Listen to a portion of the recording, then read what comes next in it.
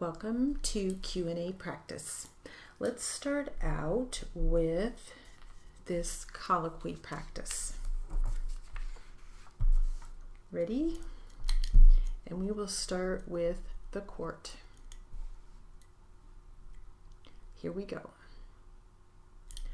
All right, Judge, before we get too far away from Ms. Russell, I just want to make a showing as to what I was trying to inquire about during the week between the Monday and the Friday. At some point, Ms. Russell thought for a moment that it could have been Tamerlan that bombed the Boston Marathon, and the reason she thought that was because he had become intensely radical in his views of Islam and politics, and she was aware that the FBI had interviewed him at some point, so she had these immediate concerns, and then she pushed them out of her head because she thought how horrible could it be that she could have that thought about him, her own son-in-law. So that was the extent of the testimony that I was trying to elicit. Okay, 16 weeks to Sunday. While we're here, I'd like to know whether concerning Ms. Crawford, whether there's going to be testimony about domestic violence or whether it will be a variety of statements that are hearsay. I believe she heard about it from, I think she heard about it from Catherine. I'm not sure. Catherine never, no. She never admitted it. Catherine insisted there was never any domestic violence, so she didn't hear it from her. It wasn't something I was going to ask her about, but it's a good idea. She knew the roommates and would refer to that, but I don't think I'm going to get into it. Any issue with exhibits that you might have? I don't think so. The list says there's photos. There's photos. With regard to some of the texts, the texts were written down by an FBI agent during the course of the interview. And the last few, here's what I've got, Judge. This series of texts were on the 15th of April, and then the last two texts were on I think when Tamerlan was, after he was discovered, but that's not clear from the body of but I think she'll do it. Oh, she will. All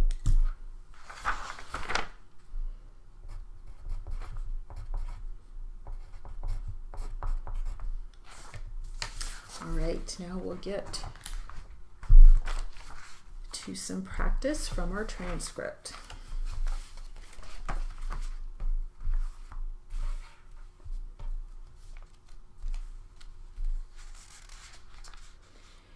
And we will start with defense attorney. Ready? Here we go. So you don't personally know whether Mike started the conversation or Steve did? No, I don't. What you caught was Steve making a joke about want to help me get rid of a body or dispose of a body, something like that. Yes, that was clear to you. It was a joke. Yes. Mike laughed. Yes. You laughed. Yes. And Steve followed that up by saying something like, people go missing all the time and this girl may have left for Mexico. Yes. Did you guys laugh about that too? Yes. Was this the first you learned that Teresa Halbach was missing? Yes. But one or both of them from a conversation had seen it on TV? Yes. What the TV had said? Well, I guess you hadn't seen the TV, but you eventually did see TV reports, yes, of Miss Halbach missing. And it described her as missing, yes, at least for the first several days, yes. Now you, I think, beginning on November 5, which is the day you tried to come home, and found Jambo Creek Road blocked off? Yes. Saturday? Yes. Okay, beginning that day, you were coming home to try to get your Labrador puppy back after goose hunting? Yes. In the morning? Yes. With Mike again, actually, right? Yes. Okay, so you come back and you can't get to your house because the police have the road blocked off? Yes. Beginning that right then and there for probably over 3 hours that Saturday, November 5. You've talked to the police a number of times, yes, about the investigation into Teresa Halbach's disappearance and death, yes. It was a little over 3 hours, as you recall, that first day, Saturday, before you could get your dog back. Yes, it was about 3.5 hours. Okay, and then at least 2 other times you were interviewed in the weeks, months following Teresa Halbach's disappearance. Yes. In any one of those conversations with the police, did any police officer ever ask you about this joke that you overheard between Mike and Steve in the garage? No. If we go back to Friday, November 4 again, later in the night, do you remember either yourself or your Uncle Stephen getting a call? Probably. On a cell phone from your Uncle Chuck? No. Something about having seen headlights back by his house? Not that I remember. And asking you guys to check it out? Not that I remember. You have no recollection at this point now of having driven down in the pit to see if you and Steve could find the source of these headlights Chuck was talking about? Not that I remember. Okay, but you stayed home that weekend. You did not go to Krivet's? Yes. You were asked yesterday by Mr. Katz about, I'm sorry, I'm going to go back to Monday, October 31.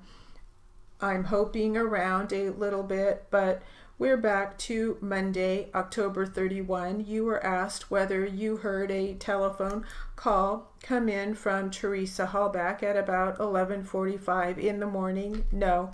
That is, you were sleeping then? Yes. And you are a sound sleeper? Yes.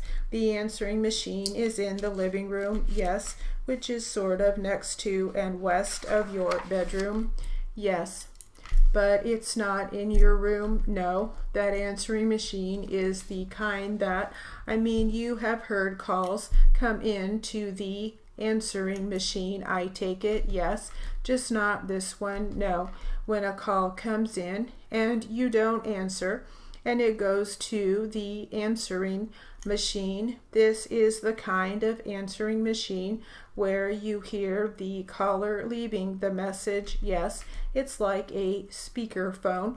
It broadcasts, so to speak. Yes, okay. But even with that, you didn't hear Teresa Halbach leave her message. No. You had, I think, said yesterday that on Halloween you had no reason to be in your Uncle Stephen's garage. Yes, that's true. Yes. Now, you had been in that garage on various times before. Yes. Been in there since. Yes. Typically, if you were going to go in Stephen's garage, it would be because he was asking for your help on fixing a car or a snowmobile or something. Yes. He would ask your help occasionally. Yes. Ask for Brendan's help occasionally. Yes. Ask for Blaine's help occasionally. Yes. Maybe Brian, your older brother, when he still lived there. Yes. When you got up that afternoon on Halloween and you happen to look out the window, you see the woman you now know as Teresa Halbach. Yes, your recollection is that she was wearing a black coat. Yes, it came down below her hips. Yes, that she was wearing trousers. Yes, they were black.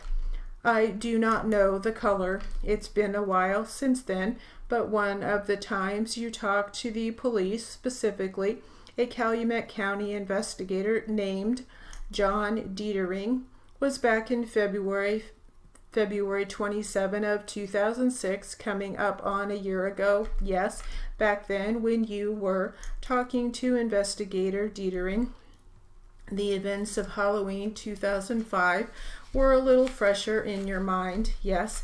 Did you try to tell Investigator Detering the truth as best you recalled it when you talked with him? Yes. Not just on February 27, but each time you talked to him? Yes. You knew it was important to give him accurate details if you could? Yes. You think reviewing his report might help refresh your recollection about what exactly Ms. Halbach was wearing that day you saw her? Yes. All right, that will conclude our Q&A practice.